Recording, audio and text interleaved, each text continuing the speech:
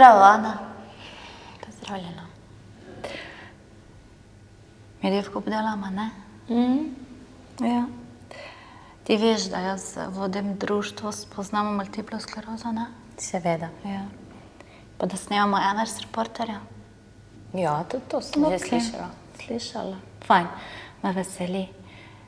Veš, kaj pa bi te vprašala tako za društvo, tako eno stvar, ki me malo zanima.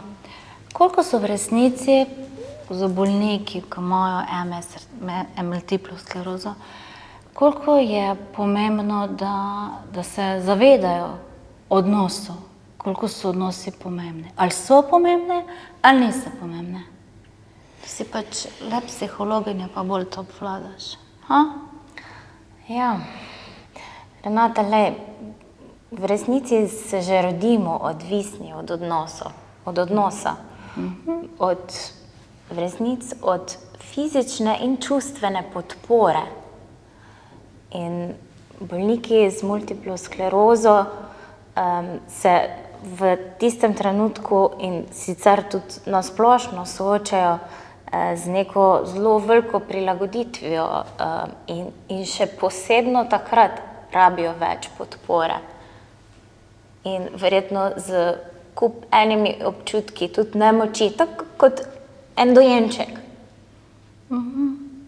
ki rabi ravno podporo. In zato je delo na odnosu še toliko bolj pomembno, da lahko skomuniciramo, da znamo drug drugemu povedati, obesediti, kdaj rabimo podporo in da nam jo drug lahko tudi da.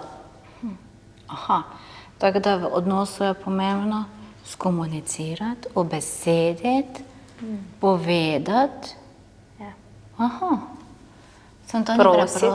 Joj, še prositi. To ni preprosto, ne? Ja, seveda ne. Pa v resnici nas kar ne učijo tega, ne, tako. Ne, to pa res ne. Ja, To pa res ne.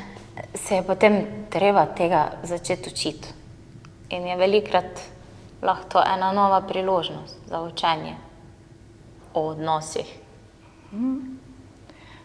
Tako da bi bilo fajn tudi v našem društvu naslavljati odnose. To bi bilo res super. In spodbujati k te spremembe. Ok. Hvala te za to. Z veseljem. Hvala tebi.